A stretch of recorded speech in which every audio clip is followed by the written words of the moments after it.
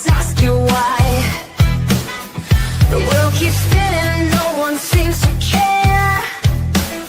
Lost in the noise, a silent prayer. Does anyone out there even hear the cry? I'm just a voice in the wind, but I'll keep on screaming, 'cause someone's missing. I won't stop dreaming.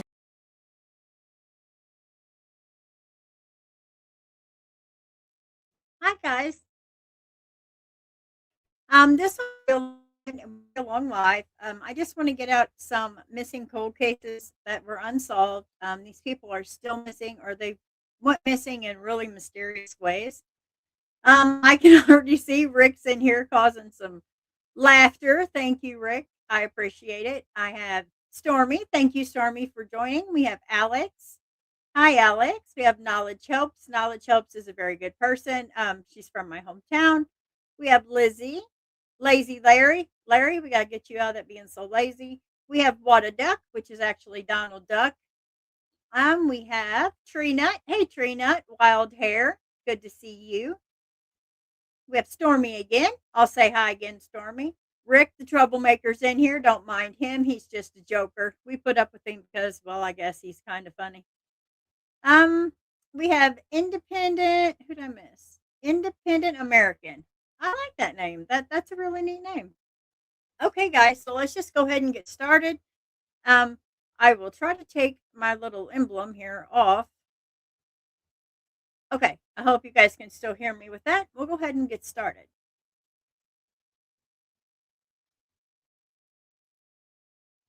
Okay.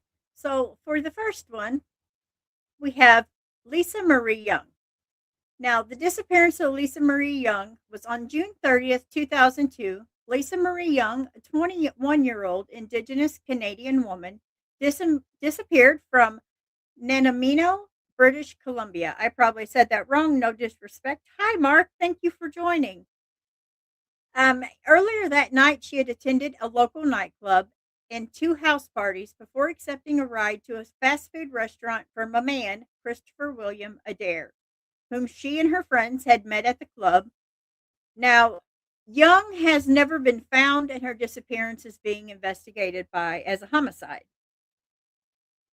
Lisa Marie Young was the eldest child and the only daughter of Don Young and Marlene Joanne Martin. She has two younger brothers, Brian and Robin. And growing up, she attended the Breach Elementary Woodland Secondary School. Young's maternal grandfather, Martin's father, Moses, chief of the Tayo, sorry if I said that wrong, Nation of the west coast of Vancouver. Kakakis Residential School on nearby Mears Island. This is a rough one to pronounce, guys. You know, I'm not good with this stuff, but I'm trying.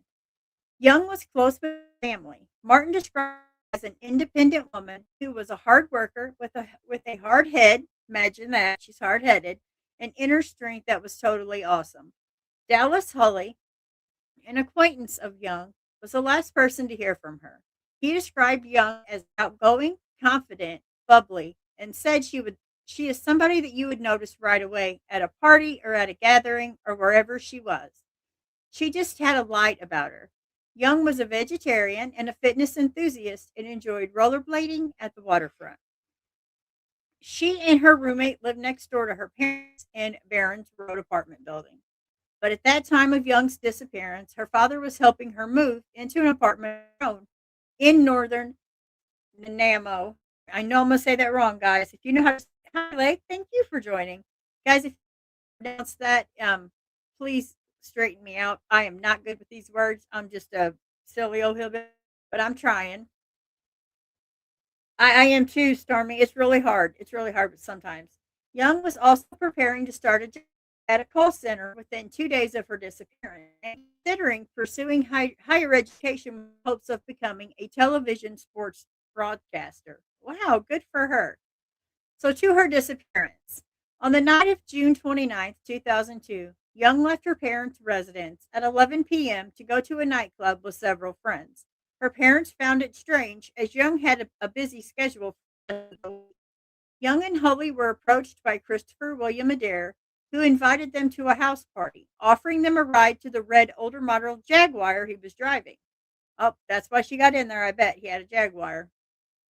They went to the party and then to a second house party in Cathars Lake area of Nan I'm going to say this wrong again. Nanamio, Nanamo is what I'm going to call it.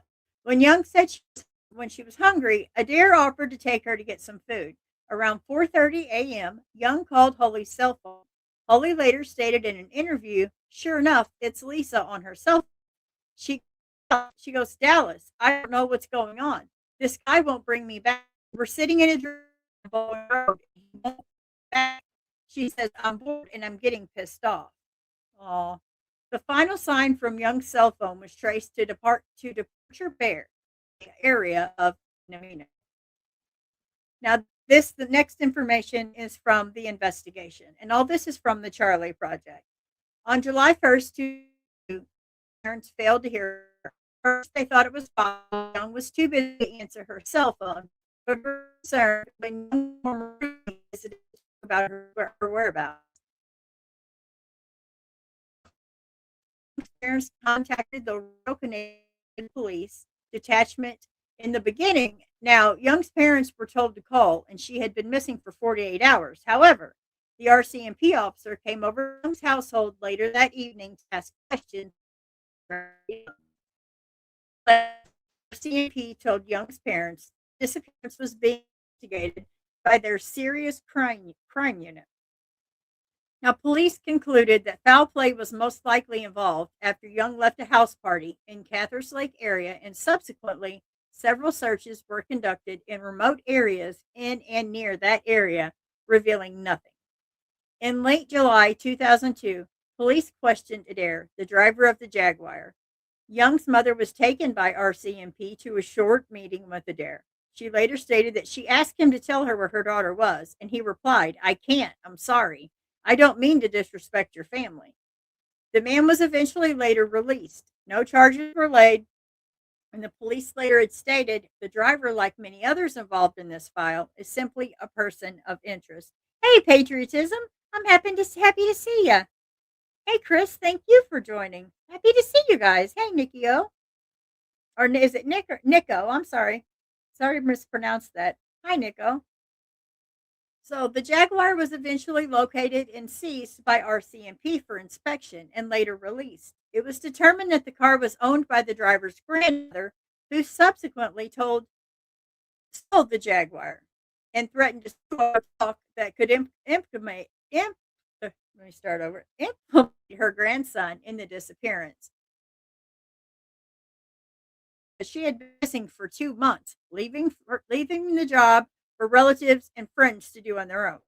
So at this point, they really don't know. They're like, wait a minute, did she disappear? Is this guy involved? And at the same time, they knew that she was leaving for a job, but still nothing up. Following a 1-year vigil held for Young in 2003, Lisa's mother was contacted by a psychic, Christian Brandt. Based on the information provided by Brandt Young's family and Troy, Tom, and Andrew Jackson, both certified divers from Young's West Coast Triquad Band. I said that wrong, I'm sure. I'm so sorry. When it comes to these other names, it's hard. A private dive team conducted a very strenuous search at the park on July 25th, 2003. In December 2020, now, the RCMP conducted searches related to this case in 2 locations in the area, as well as the Morel Nature Sanctuary. One of the locations was a residential property located at 827 Nanamino Lakes Road, which is adjacent to Morel Sanctuary and less than 200 meters from Colliery Dam's upper reservoir. If I missed anyone, guys, I'm so sorry. If I didn't get to greet any of you, just put like an alert or an exclamation mark or a heart, and I will definitely come over here and say hi to you guys. In June 2021, the Nanamino RCMP hosted a press conference on the front steps to provide an update of the status of Lisa Marie Young and her investigation. Now, Corporal Marcus Monterier, current co lead investigator on the case, reported that based on new and historical information, numerous searches for Young have taken place in the past year, utilizing ground penetrating radar and the police dog, and he said additional searches as undisclosed locations had been planned. There have been no arrests made in this connection to Young's disappearance, despite police having received 15,000 documents and hundreds of witnesses in Young's file. Wow. That's alarming. I mean, 15,000 documents and hundreds of witnesses, still nothing. In February 2022, an American donor offered US dollars of $50,000, Canadian dollars or Canadian money, which is 62,500, for the investigators the location of Young's remains. Constable Haley Pinold stated that hoping that this time to encourage anyone of those people to move forward. Believe the finding Young's remains would be the break they need, and called the reward a very significantly important factor. Now, on July 3rd, 2002, Young's family contacted the local media. The next morning, the story was on the front page of the news. Parents fear daughter of victim of foul play. Following day, the story was in the news in the provincial capital, Victoria, by the following week. It was picked up by the newspapers province-wide. Young's father's employer, a courier, printed thousands of missing person posters, which the company delivery drivers had distributed to businesses across Vancouver Island. Within days, posters were visible at the most of the island. Her posters were everywhere. Hi, Farky, I'm so happy to see you. Young's extended family and First Nations members put up a reward of $11,500 for information of this case. Between July and December 2002, the police efforts on the case, families just dissatisfied. Chief Moses Martin, Young's grandfather, organized the tribal search and rescue into several massive search efforts in multiple locations and communities, from Combs to Nofino. For each search and rescue member would commute from a 3-hour drive. Search teams consisted of 30 volunteers as well as divers who searched a reservoir at Collarie Dam Park. Searches took place between July and December of 2002 and the spring-summer of 2003. Now, her family contacted Young's bank and cell phone provider and were able to determine that the bank account had funds but no activity, and the final signal from Young's phone was sent from Departure Bay area of Nanamino. Many of the businesses made donations in this effort. Oh my goodness, that's crazy. But that isn't the craziest part, because now we have false claims. Within 2 weeks of Young's disappearance, members of her extended family received several phone calls from unknown callers claiming that Young's body had been located nearby in Lanceville. Now, RCMP stated that a week earlier, similar rumors had appeared on multiple online chat sites, therewith claiming that Young's body located in the town of Ladysmith. In August 2003, RCMP issued a second statement refuting new claims that had been surfaced again, saying that Young's body had been recovered. Guys, that is so sad. Could you imagine being the parents and hearing all of these false accusations? This is crazy. Similarities in these false claims, along with the fact that all the incidents each stated and stopped with short, specific time periods, which did align with spikes in his investigation. Now, that raised questions as to whether misinformation was purposeful in an attempt to distract investigators from the public, rather than being senseless hoaxes, as they were initially assumed by media and the RCMP. The police investigation surrounding Young's disappearance has been publicly and repeatedly criticized by several members of Young's family. And I can understand that. If you think about it as a family member, of course, you are going to kind of be like, hey, RCMP, get on it. Like, what's taking so long? I could see that. It's very clear that the police did not respond in a proper way. If it was members of their family who would have done those searches or members of their family that were missing, things may be different.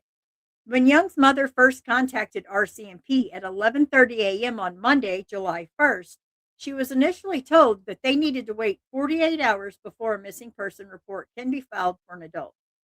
I'm going to stop right there for a moment and let you know that is absolutely 100% false. If you want to report your family member missing, you are allowed to do that. I'm not sure how that is in Canada, but in the United States, you do not have to wait 48 hours. That is complete bullcrap. So please never let anyone tell you that. If you think you have a family member missing, you do not have to wait 48 hours. Well, a common myth there is well, here it is. With a while that is a common myth, there is actually no waiting period in Canada. Okay. Well, that's a good thing. Criminology experts say the first 72 hours in a missing person investigation is the most crucial, and it is. Later that evening, an RCMP officer briefly stopped by to ask for a photo of Young. Young's mother did not initially tell RCMP that her daughter was Indigenous because she was afraid that report would not be taken seriously. How sad is that? So the mom wants to get all of her information out there, but she's scared. She's afraid if she tells them that her daughter's Indigenous, they're not going to look for her. That has to stop. We have to stop these stereotypes. That's ridiculous. When they still hadn't heard from Young by the next morning, her family had no doubt that something had happened to her. She was consistently reliable and punctual, always kept in touch with family and friends. She was also excited about plans she had made for the days ahead. Now, on Tuesday, after Young failed to show up for her event, the mother tried repeatedly to contact the RCMP officer who had picked up the photo. She was eventually informed that the officer was off work for Friday and won't come back until July 5th.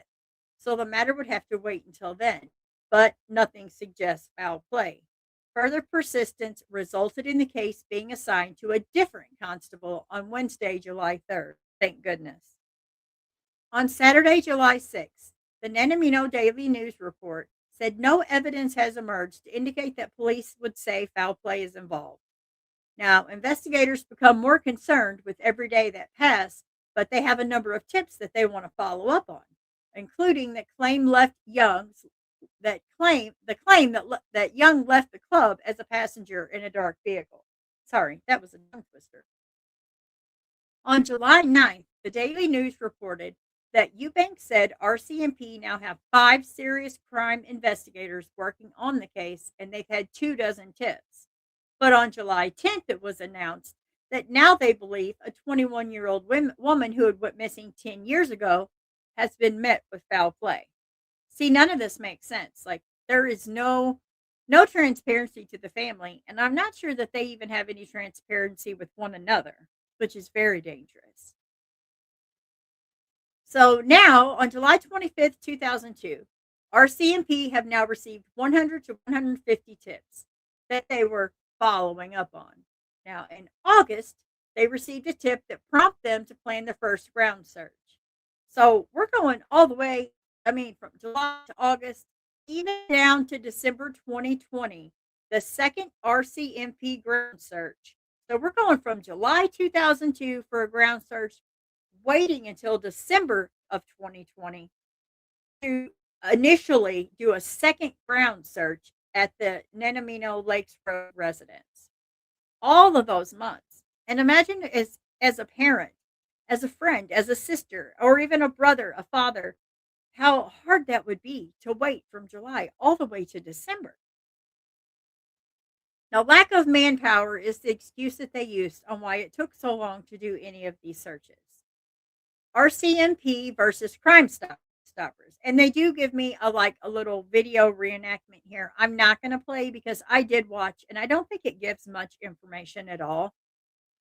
But I do know that there was a retraction of support for Stopper tipsters. Now, first from the RCMP stating and indicating concerns of foul play in her disappearance, almost every media statement out there made by police included instructions advising anyone with information about the case to contact Crime Stoppers. This continued for at least 15 years. However, the stance recently changed as the case's current RCMP co-leader investigator, Corporal Marcus Munenter, began asking the potential tipsters to not contact Crime Stoppers and instead contact Munter directly. We have so many people here that have lack of communication, which has not helped her case at all. But let's go back to the Jaguar driver. Within 4 days of Young's disappearance, Young's mother and the RCMP had each received that information that Young was seen getting into that dark red maroon late 80s Jaguar.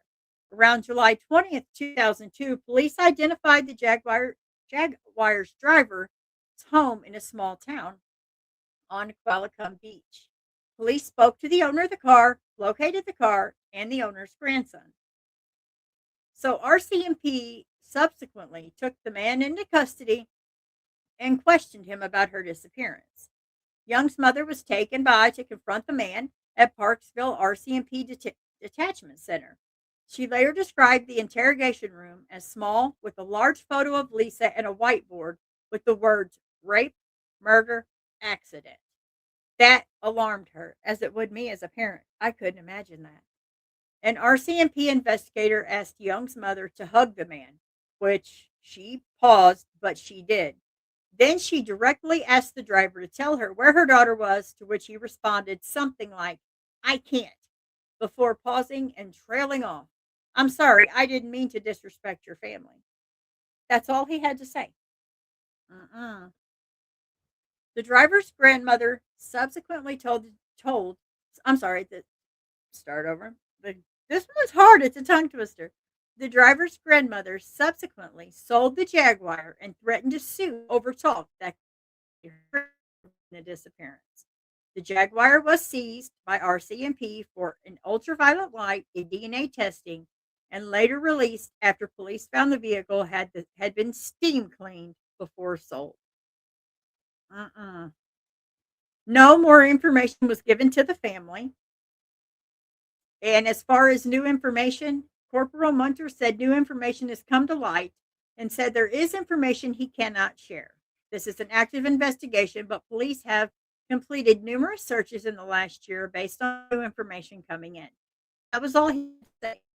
That's it. He had nothing else to say. So let's just kind of wrap it up into an aftermath here. Each year since 2003, Young's loved ones and supporters have gathered on or around June 30th for a walk for Lisa, beginning on Nanamino RCMP detachment and marching through the streets of downtown to ensure her disappearance remains in the public eye. And there is a song that her family had made for her. There is a Facebook group, a public Facebook group called Lisa Marie Young, was created in November of 2008 by Tara Hall. I have looked for this. I don't have for honestly, I couldn't find it. Hey, PJ, thank you for joining. I could not find that Facebook page anywhere. I've tried. I just couldn't find it. There is a House of Commons. Several members of Parliament have discussed Young's case during debates at the House of Commons of Canada. And it gives me a list of who it is. But guys, if you think that you have any information at all about her disappearance, please contact authorities as soon as possible. This is heartbreaking to think that there's no transparency. They also are part of a family that was told, hey, you have to wait 48 hours. And in all honesty, those first 72 hours are the most important. I will never understand that, except for I do know that it started. I know the 48-hour thing started many years ago. Whenever children would run away from home, they were usually back by 48 hours. But that's not for every case, and it really does hurt other people's case. It honestly does. It completely will ruin other people's cases because those first 72 hours are the most important. After 48, you're concerned. After 72, you're alarmed. So, our next one, but let me go ahead and check chat, make sure I didn't miss anyone. I think I've greeted everyone. We have Lake and Mark. I'm so happy to see you guys. Thank you guys for joining today. PJ, of course, FarQ. Stormy says, "What's sad? A lot of these cold cases are sitting on boxes in the yes, and see the problem here is that a lot of these cold cases, these people who were working these officers have either passed away or retired and hand over, but then maybe the new officers don't even know that that's sitting in a box, and that's alarming too. We have to get to somehow gather a better plan here for the ones that retire and what they left behind, their cases. But I don't think that's what's happening here. I think there's a major deal going on here. Let me get a drink real quick because that was a tongue twister for me. My goodness.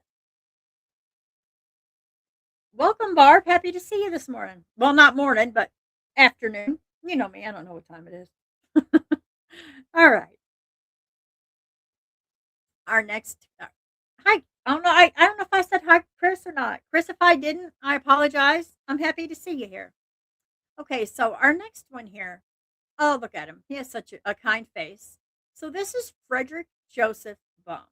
He's been missing since January 25th, 2001 from Marshall, Texas.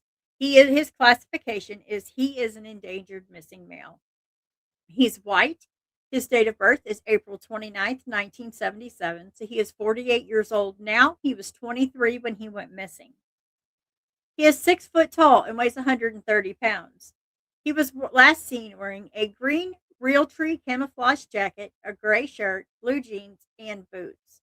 Now, Bohm is required to take antidepressants to control severe anger. He did not have his prescription with him at the time of his disappearance. He was involved with drugs at the time of his disappearance, and he also was experiencing blackouts from unknown causes. Again, he is a white male, brown hair, hazel eyes. Bohm may have a mustache, beard, or a goatee. He has a tattoo of a Confederate flag on the staff of his left upper arm at the shoulder, and a photo of it is posted in this case summary. Bohm has a scar in the middle of his forehead in the hairline. I'm not going to show that flag. It's controversial, and I don't need anybody getting upset with any of it. I would show it. It's really not, even to look at it, you really can't tell what it is because it has faded for so long. So it is kind of pointless either way for me to show that tattoo. Bohm was last seen in Marshall, Texas between 11 p.m. and midnight on January 25th, 2001. He was already dressed for bed when he received a phone call, which apparently upset him. He changed his clothes and left on foot afterwards, walking down Victory Drive towards town. His friend's girlfriend was sitting on the porch at the time. Now, Bohm told her not to wait up for him and that he would see her in the morning, but he was carrying a 5-shot 357 Magnum revolver at the time of his disappearance. He has never been seen or heard from again. Oh my goodness. Bohm was temporarily living with his best friend and his best friend's girlfriend at the time he went missing because his truck was broken and he didn't have transportation to work. He had planned after his friend's dog, his friend was out of town. His friend had scheduled to leave town the next day, but he had disappeared. The uncharacteristic of Bohm to leave without warning, his sister reported him missing on February 3rd. Investigators believe Bohm's disappearance may be drug related. Foul play is suspected in his case. Some authorities theorize that he was murdered as a result of a drug debt, though Bohm left thousands of dollars behind in his bank account when he vanished. His disappearance remains unsolved. How heartbreaking. Another one that's just, it gets you puzzled. It's like, well, if he had money, it can't be really a drug debt, right? I mean, if it was a drug debt, he has the money in the bank. So I don't know. What do you guys think so far? I'm curious to how you guys feel about these two I've went over.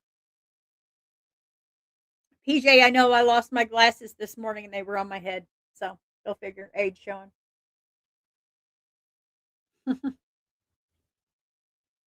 No questions? All right, guys. Looks like everybody's chatting well. Thank you guys. Thank you guys for being kind to one another and to the missing. That's what's most important here. Okay, so next we're going to go to the next one, and this one. Oh, did she even show up? There she is. Okay, so this is Rhonda Renee Armel Vasquez. She's been missing since 8/11/1993. She's missing from Butte, Texas. She's an endangered missing female. She's white. Her date of birth is 8/23/1959, so she would be 66 years old today.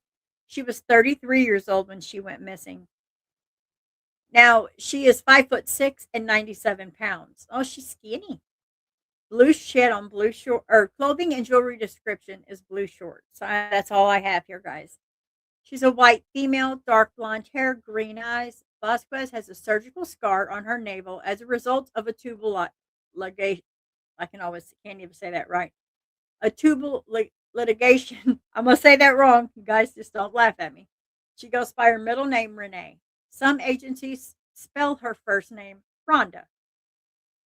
Now, she was last seen in the Butte, Texas area on August 11th, 1993. A friend dropped her off at the corner of Calver Avenue on Ninth Street at the time of her disappearance. She has never been heard from again. Foul play is suspected in her case. Another sad one, very sad one. Horrible. Okay, this is a bit of an older one. This one is Bernardina Avanzo Bandian. I always pick these hard ones I can't pronounce, but they're so important. So just bear with me. It's no disrespect to the missing. It's just I'm trying here. Now, they've been missing since 12/8/2016 from the Woodlands, Texas. Classification is missing, female, Asian. She's been missing since 5/20, or her date of birth is 5/20/1961. So she would be 64 years old today. 55 years old when she went missing. Now, she was 5'3" and 137 pounds at that time. She was last seen wearing a blue zip up hooded sweatshirt, a tan shirt, black pants, and tan shoes, and she was also carrying a black purse. Now, her distinguishing characteristics is that she's an Asian female, brown hair, brown eyes, and she is of Filipino descent. Her details, she was last seen at 9:30 a.m. on I'm sorry, my dog. She was last seen at 9:30 a.m. on December 18th, 2016, when her roommate dropped her off to attend service at St. Anthony's Catholic Church in Woodlands, Texas. She was not at the church by the end of the service and has never been heard from again. At the time of her disappearance, she was in the United States on a work. She had a job as a maid. Visa expired on January 4th, 2017. Authorities believe she left her on her own accord in order to avoid having to return to the Philippines. She may be in Houston, Texas area and may still be working as a maid, possibly using an alias as this case remains unsolved. I'm going to go ahead and get off of this one. I know in today's world, we definitely don't need to continue with that talk. So this next one, yeah, Barbara. Yeah, my dog's name is Pacho. Yeah, he will. He's very vocal. So yeah, he will definitely let me know exactly how he feels, no matter what. So this is Susan Ann Swedell. She's been missing since January 19th, 1988. She's missing from Lake Elmo, Minnesota. She's an endangered missing. She's female, white. Her date of birth is February 13th, 1968. So she would be 57 years old today. She was 19 years old when she went missing. She was 5'4" and 100 pounds at that time. She had on a short skirt, a sweater, a black down jacket, and earrings. Now, a vehicle is associated with her case. It's a maroon 1975 Oldsmobile Cutlass, and it says accounted for. Now, her distinguishing characteristics is that she's a white female, sandy brown hair, hazel eyes. Her ears are pierced. Her nickname is Sue. She's had extensive dental work done, and she wears eyeglasses. She's very nearsighted and wouldn't be able to see well without them. PJ, did you find your glass? Up, PJ found her glasses. Started saying, "Now look, see." Good, PJ. I'm glad you found them. Okay, the details of her disappearance, and this is off the Charlie Project. Swedell was employed at Kmart retail store in Oak Park Heights, Minnesota in 1988. She phoned her family members from work at 4 p.m. on January 19th. She said she planned to go straight home after her shift had ended to watch a movie. She changed into a short skirt before she departed from work, which others considered odd due to the snowy conditions at the time. Now, her vehicle, a maroon 1975 Oldsmobile Cutlass, we all remember those, right? Overheated during her drive to her residence. She stopped at a gas station at the corner of Manning Avenue North on Highway 5, approximately 1 mile from her home. The attendant allowed her to park her car at their establishment. Now, the employee told authorities that Swedell entered a vehicle driven by an unidentified male shortly afterwards. The man appeared to have been waiting for Swedell near the station. He is described as having shoulder length, curly, sandy brown hair and had a very well built physique. The witness hold on. The witness said that the man was tall and was unshaven and wore a leather jacket. A sketch of him is posted with this case summary. His vehicle was a light colored older model car with sports wheels, but it was in good shape but dirty. When authorities searched Swaddell's car, they found her driver's license, purse, and eyeglasses inside. Oh no. So her mother had the vehicle towed to the repair shop. The mechanics discovered that the petcock of the radiator had been loosened and the car had no water in it, which explained why it was overheated. Wow. Investigators theorized someone loosened that deliberately and followed her car, waiting for it to malfunction so they could offer her a ride. Her mother believes her daughter came back to the apartment a few days after her disappearance. She stated there was an odor of Swedish smelling smoke in the residence and dirty dishes in the sink, and the house spare key had been moved. Now, the red pantsuit Swaddell had been wearing the day of her disappearance before she changed to her skirt was now found balled up under her bed. There was no sign of her herself at the home. However, nothing was missing. It was unclear whether she was even there. Now, Swaddell attended the University of Wisconsin at River Falls for 2 semesters after she graduated Stillwater High School, but she had decided she was not ready to live away from home and returned to live with her mother. That's exactly why she was still living with her mom. She worked 2 part-time jobs at the time of her disappearance and was active at Christ Lutheran Church, where she sang in the choir and played handbells. Authorities directed activity on Swaddell's Social Security number in 2006, but it turned out to be a case of identity theft. Foul play is suspected in Swaddell's case. Oh, that is so heartbreaking. My goodness. Wow. Ugh. Horrible. Yeah, like Swedish smell like Swedish cigars. I don't know if you've ever heard of them. Around here, a lot of the older people will smoke like the Swedish cigars. It's this weird, like it kind of stinks to me, but some people really like it because you can get like Swedish tobacco that smells like cherry or stuff like that. Any questions so far? No? I'm glad PJ found her glasses. Okay. So our next one is Jonathan M. Schaff. Now he's been missing since July 18th, 2014. He's missing from Granville, New York. He's an endangered missing male. He's white. His date of birth is January 22nd, 1991. He is 34 years old today, but he was 23 years old when he went missing. He was 6 foot tall and 170 pounds at the time of his disappearance. Now, he was last seen wearing a gray or light blue hooded sweatshirt, a dark brown or black Carhartt jacket, dark blue jeans, and brown work boots. He is a white male, brown hair, blue eyes. Schaff wears glasses, but they were broken at the time of his disappearance. His nickname is John. Now, he has 4 tattoos: an eagle on the right calf or on his chest, a spider web between the fingers on his left hand, a Grim Reaper on the left side of his rib cage, and his last name, Schaff, in the stylized lettering on his back. Photos of some of his tattoos are posted with this summary. Again, the tattoos you really can't make out, so it's kind of pointless for me to put on here because they have faded, so it's kind of hard to see that either way. Um, his details of his disappearance is he was last seen near New York Vermont state border after he got into a fight with the Riverside Pub on West Main Street in Granville, New York. Now that was at 5 a.m. on January 18th, 2014. He did sustain scalp lacerations during the fight and his glasses were broken. 2 people offered him a ride as they were going in their car, but he went ahead and walked ahead of them and then never seen again. This case is definite. They do see it's uncharacteristic. Warning: he lived in Fairhaven, Vermont at the time of his disappearance. They do believe foul play is involved. Oh my goodness, it's terrible. Terrible, terrible. Gosh. Mm-mm. Goodness, goodness. Okay, and then we have one more. Hope you guys can see that okay. Yep, looks like you guys can. Okay. So this is Laura Vogel, a 43-year-old science teacher had experience, and an experienced outdoors woman has been missing from Maui, Hawaii since February 21st, 2010.